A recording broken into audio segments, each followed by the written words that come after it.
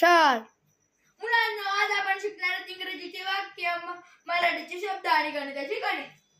चला पहिले आपण इंग्रजीचे वाक्य शिकूया. I am a cat. I am a shark. I am a bat. त्याला, मामी, मामा, काकी, ताई, 1, 2 आणि 3. आता शिकूया गणितातले गणित. 3 बेरीज 3 6. 1 बेरीज 2 1 बेरीज 1 झाले 2.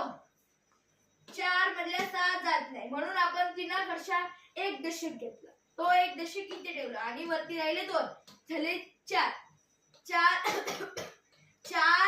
4 मधल्या 6 गेले, खाली राहिले 8 आणि 2 मधल्या 1 गेला, खाली राहिले 1.